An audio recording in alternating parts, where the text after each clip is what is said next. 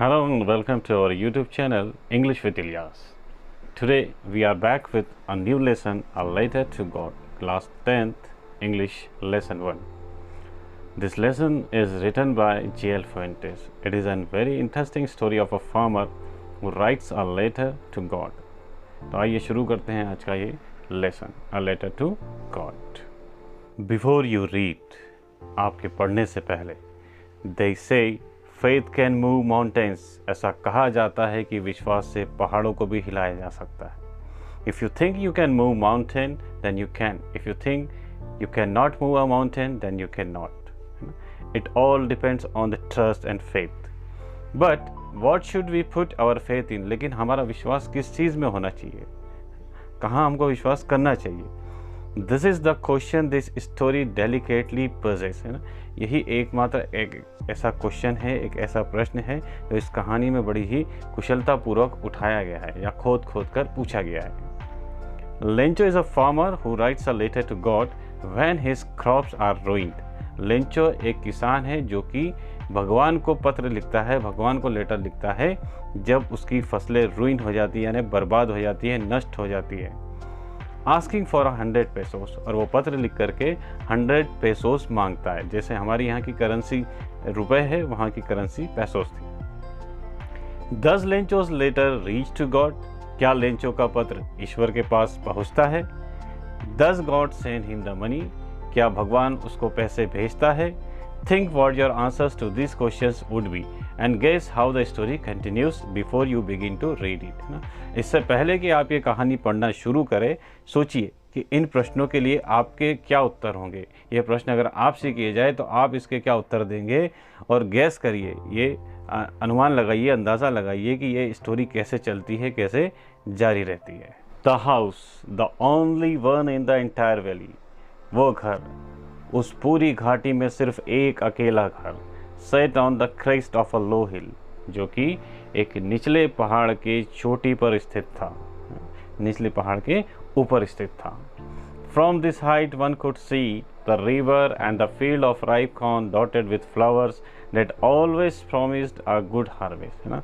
और वो इतनी ऊंचाई पर था कि उस ऊंचाई से कोई भी देख सकता था, नदी को देख सकता था, वहाँ से खेतों को देख सकता था, पके हुए मक्का के खेतों को देख सकता था जो कि फूलों से लदे हुए थे, है ना. और जिनको देख कर के ये एहसास होता था कि इस बार इससे बहुत अच्छी फसल होगी.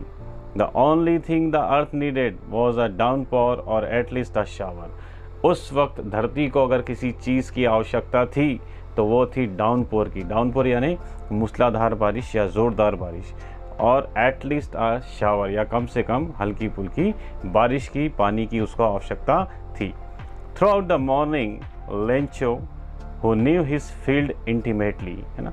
पूरी सुबह लेंचो जो है, जो अपने फील्ड्स को बहुत ही इंटीमेटली जानता था, यानी बहुत करीब से जानता था, बहुत अच्छे से परिचित था, had done nothing else but see the sky towards the north east. उसने सुबह से कुछ नहीं किया था, बल्कि वो बैठ करके सुबह से नॉर्थ ईस्ट की तरफ बादलों को देख रहा था. Now we are really going to get some water women. फिर वो कहता है, अपनी वुमेन से कहता है, यानी अपनी वाइफ से कहता है कि अब हमको ज़रूर पानी मिलने वाला है, यानी बारिश होने वाली है. The woman who was preparing supper, महिला जो कि सपर बना रही थी, सपर मीन्स रात का खाना, dinner, replied yes God willing. वो रिप्लाई करती कि हाँ, अगर ईश्वर ने चाहा तो पानी ज़रूर आएगा. The older boys were working in the field while the smaller ones were playing near the house until the women called to them all come for dinner, है ना. जो बड़े बच्चे थे उसके, वो फार्म में काम कर रहे थे, फील्ड में काम कर रहे थे, और जो छोटे बच्चे थे वो घर के पास खेल रहे थे, और वो तब तक बाहर थे जब तक कि उनकी मदर ने उनको आवाज़ नहीं दे दी कि आओ खाना खा लो. It was during the meal that just as Lencho had predicted, big drops of rain began to fall, है ना. और खाने के दौरान, है ना, जैसा कि लेंचो ने प्रिडिक्ट किया था, वो लोग खाना खा रहे थे और लेंचो के अनुमान के अनुसार big drops of rain began to fall, है ना, बारिश की बड़ी बड़ी बूंदें गिरने लगी. In the north east huge mountains of clouds could be seen approaching, है ना. नॉर्थ ईस्ट की तरफ बादलों के पहाड़ आते हुए दिखाई दे रहे थे, है ना. अब बादलों के पहाड़ तो होते नहीं, लेकिन ये ब्यूटी ऑफ राइटिंग है, लिखने का तरीका है, बताया गया है। The air was fresh and sweet, उस समय जो हवा थी वो काफ़ी ताज़ा थी और मीठी थी। The man went out for no other reason than to have the pleasure of feeling the rain on his body, है ना। वो व्यक्ति यानी लेंचो बाहर निकला और उसके बाहर निकलने का सिर्फ एक ही कारण था कि वो बारिश को अपने शरीर पर फील करना चाहता था, उसका आनंद लेना चाहता था, उसका सुख लेना चाहता था। And when he return he exclaimed, और जब वो अंदर आया उसने खुशी के मारे कहा, These aren't raindrops falling from the sky, ये बारिश से गिरती हुई, ये आसमान से गिरती हुई बारिश की बूंदें नहीं हैं, बल्कि they are new coins, ये नए सिक्के हैं। The big drops are 10 cent pieces and the little ones are 5, जो बड़े ड्रॉप्स है, जो बड़ी बूंदें हैं वो 10 सेंट हैं और जो छोटे ड्रॉप्स है वो 5 सेंट्स हैं, है ना।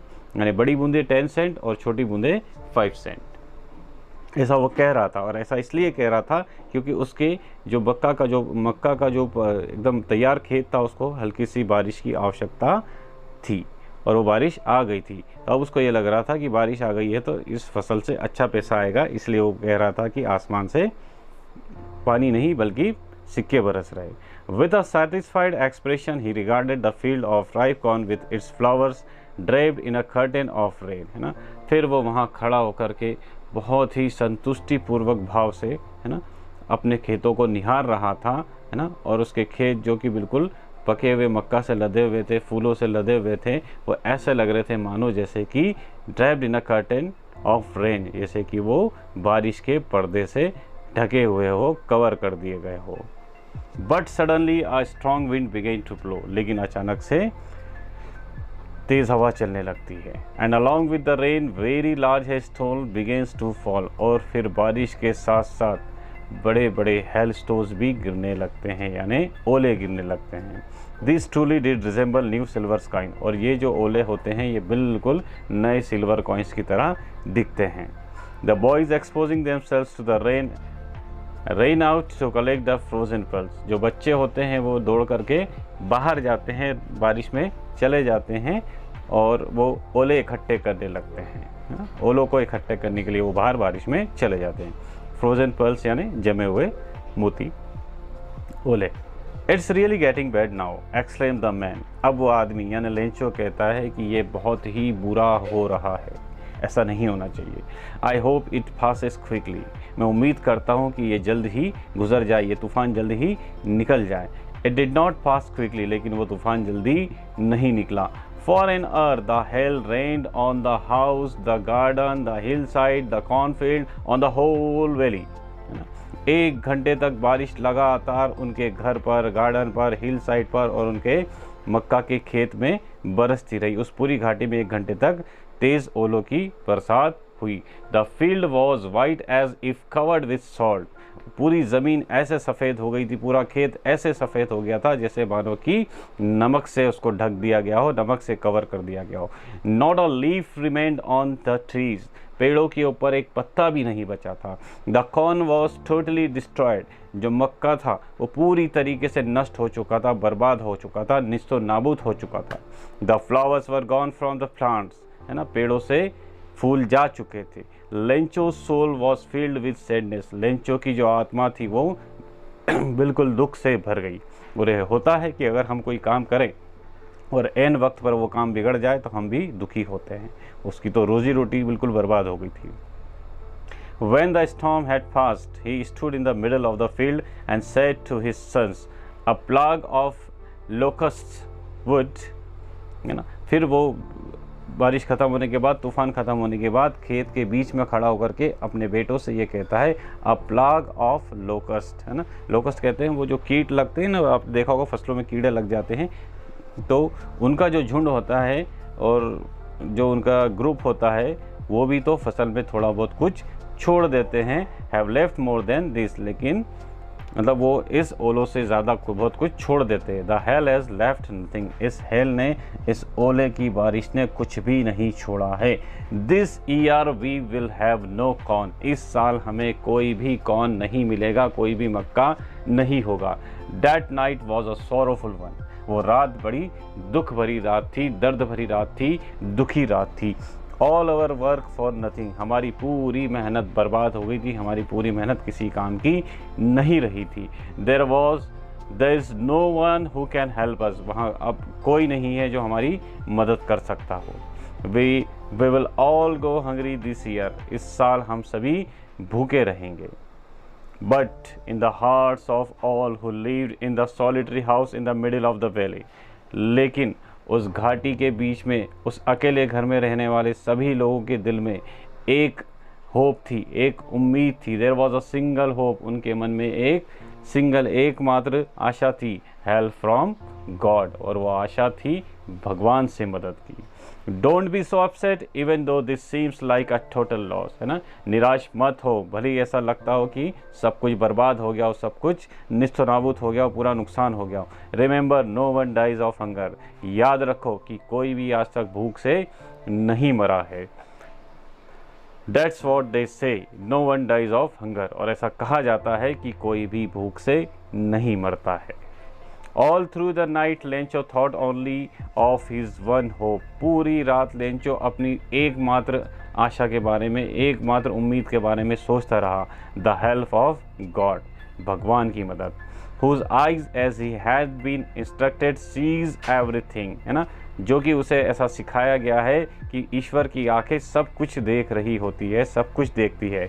Even what is deep in one's conscience, है ना, भले ही वो एक आदमी के अंतरात्मा में क्या चल रहा है ये भी ईश्वर जानता है, और उसके भाग्य में क्या लिखा है ये भी ईश्वर जानता है।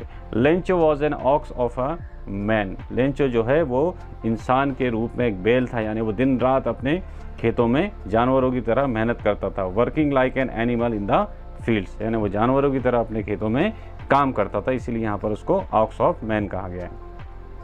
But still he knew how to write, इसके बावजूद भी, दिन रात खेतों में जानवरों की तरह मेहनत करने के बावजूद भी वो लिखना जानता था।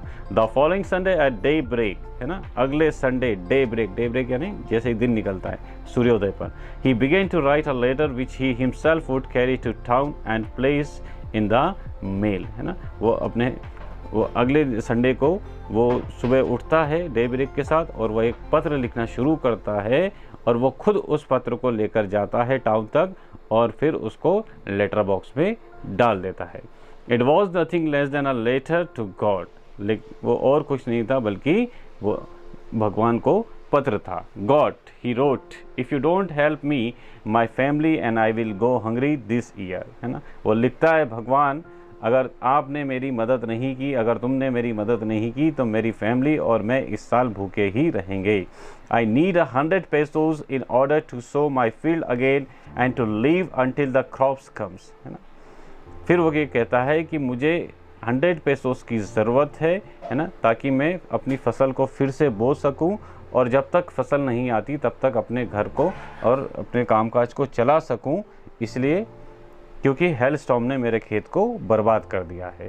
ही wrote to God on the envelope, फिर वो ये सब लिखने के बाद एनवेलप के ऊपर, लिफाफे के ऊपर लिखता है टू गॉड, हम लिखते हैं ना to the address, put the letter inside and still troubled went to town, है ना, फिर वो लेटर को अपने मतलब लिफाफे में डालता है, फिर वो टाउन की तरफ जाता है।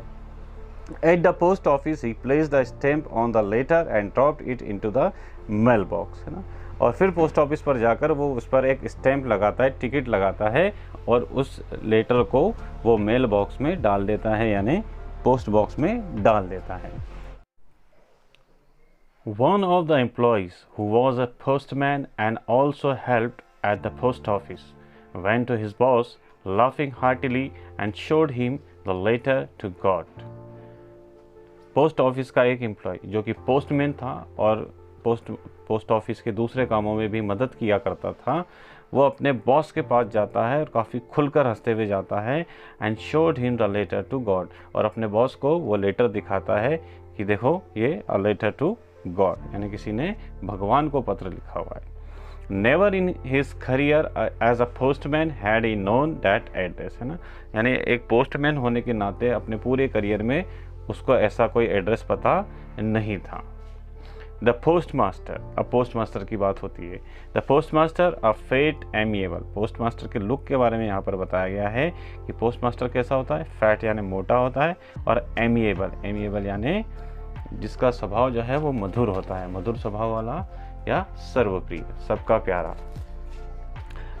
Fellow also broke out laughing, तो वो जो पोस्ट मास्टर होता है वो भी जोर जोर से हंसने लग जाता है। But almost immediately he turn serious, लेकिन तुरंत ही वो सीरियस भी हो जाता है, गंभीर हो जाता है। And tapping the later on his desk, और फिर वो उस लेटर को अपनी डेस्क पर रखते हुए पटकते हुए कहता है, कमेंटेड व्हाट फेथ, वो ये कहता है कि क्या विश्वास है।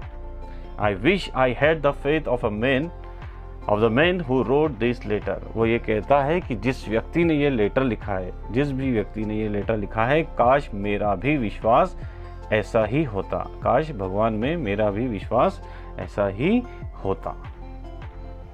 यानी उस व्यक्ति का इतना विश्वास है कि उसने भगवान को लेटर लिखना शुरू कर दिया। Starting up a correspondence with God, यानी भगवान से उसने करस्पॉन्डेंस करना शुरू कर दिया। यानी करस्पॉन्डेंस का मतलब होता है पत्र व्यवहार या चिट्ठी, संवाद। So in order not to shake the writer's faith in God, the post master came up with an idea, answer the letter. तो उस व्यक्ति का भगवान में जो ये अटूट विश्वास है वो विश्वास ना टूटे, इसलिए पोस्ट मास्टर को एक आइडिया आया। और वो आइडिया क्या था कि उस पत्र का जवाब दिया जाए, उस लेटर का आंसर दिया जाए। But when he opened it, it was evident that to answer it he needed something more than goodwill, ink and paper. लेकिन जब वो पत्र को खोलता है तो ये स्पष्ट हो जाता है, सुस्पष्ट हो जाता है, जाहिर हो जाता है कि उस पत्र का जवाब देने के लिए उसे सद्भाव, स्याही और कागज़ की ज़रूरत नहीं है। सिर्फ सद्भाव, कागज़ और स्याही की ज़रूरत नहीं है। But he stuck to his resolution. क्यों? क्योंकि जब वो पत्र खोलता है, पत्र का जवाब देना सिर्फ ऐसा नहीं था कि पत्र लिख करके जवाब देना है। ये तो उसने, क्योंकि उसने उसमें पैसे मांगे थे, 100 पेसोस मांगे थे। तो लेकिन जो पोस्ट मास्टर होता है वो भी अपने निश्चय पर, अपने निर्णय पर दृढ़ रहता है। He asked for money from his employees. He himself gave part of his salary, and several friends of his were obliged to give something for an act of charity. लेकिन जो पोस्ट मास्टर होता है उसका वो भी अपने संकल्प पर दृढ़ रहता है। तो वो क्या करता है कि कुछ पैसे अपने एम्प्लॉयज से मांगता है और अपनी सैलरी का कुछ हिस्सा भी वो दे देता है, और उसके कुछ दोस्तों से भी वो चैरिटी के रूप में पैसा लेता है। It was impossible for him to gather together the 100 pesos, so he was able to send the farmer only a little more than half. उसके लिए ये असंभव रहता है कि एक साथ इतने पैसे इकट्ठा करना, 100 पेसोस इकट्ठा करना। तो वो क्या करता है, किसान को आधे से सिर्फ थोड़ा ज़्यादा ही पैसा भेज पाता है। He put the money in an envelope addressed to Lencho, and with it a letter containing only a single word as a signature, God, है ना।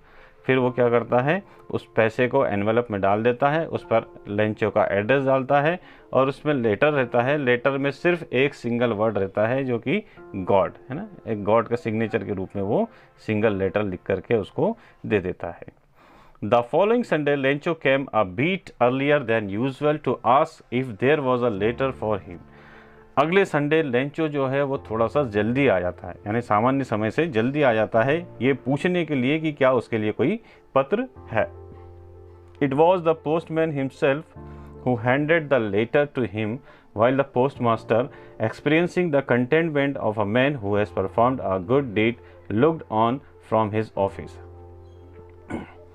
तो पोस्टमैन खुद ही जाकर के वो लेटर लेंचो को देता है, जो कि उन्होंने स्वयं लिखा था, पोस्ट मास्टर ने लिखा था, और उसमें कुछ पैसे भी डाले थे।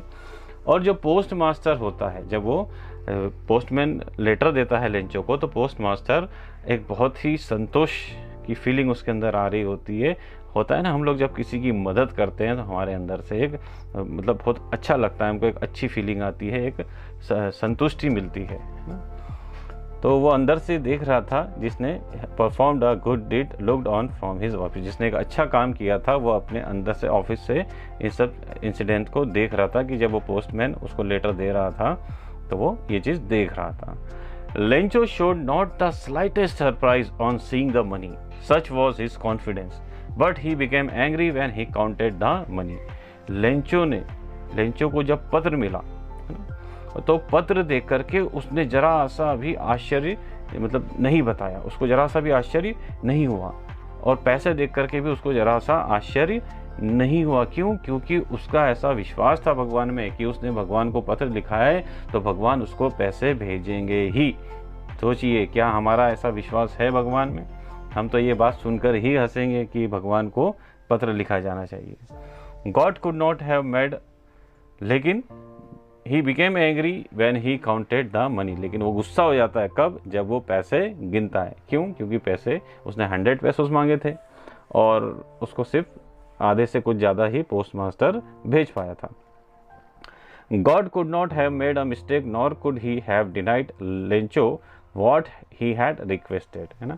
वो ये कहता है कि भगवान गलती नहीं कर सकता, है ना, और वो मेरी रिक्वेस्ट को डिनाई भी नहीं कर सकता, यानी मना भी नहीं कर सकता, देने से इनकार भी नहीं कर सकता। Immediately Lencho went up to the window to ask for paper and ink, है ना। तुरंत ही लेंचो क्या करता है? वो विंडो पर जाता है, पोस्ट ऑफिस में खिड़की पर जाता है, वहाँ से पेपर और इंक मांगता है। On the public writing table he started to write, और वो पब्लिक राइटिंग टेबल पर जाता है। आपने देखा होगा पोस्ट ऑफिस वगैरह बैंकों में ऐसे टेबल लगे रहते हैं जिस पर रख करके लोग लिखते हैं। तो वो लिखना स्टार्ट करता है। With much wrinkling of his brow caused by the effort he had to make to express his ideas, है ना।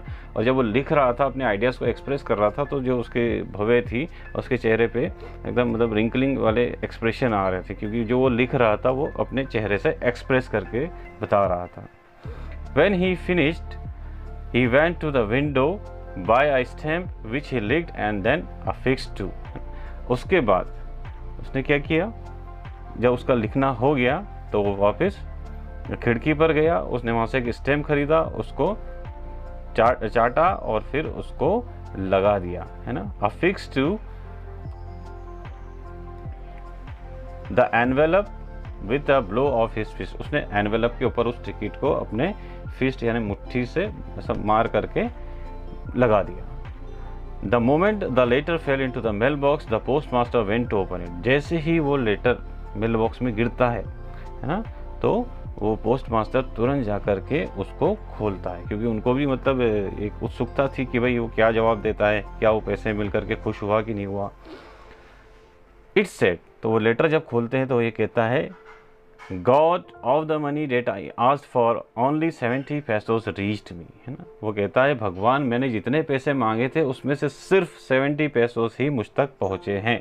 Send me the rest since I need it very much, मुझे बचे हुए पैसे भेज दीजिए क्योंकि मुझे उसकी बहुत ज़्यादा ज़रूरत है। But don't send it to me through the mail, लेकिन मुझे अब ये मेल के द्वारा या डाक के द्वारा मत भेजिएगा। क्यों? Because the post office employees are a bunch of crooks, है ना, लेंचो। तब वो ये कहता है कि मुझे पोस्ट ऑफिस से या मेल से पैसे मत भेजिएगा, क्योंकि जो पोस्ट ऑफिस के जो एम्प्लॉयज़ है वो बंच ऑफ क्रूक्स है, यानी ये बदमाशों का, धोखेबाजों का एक झुंड है ना। क्रूक कहते हैं धोखेबाज को, छली को या अपराधी को, है ना।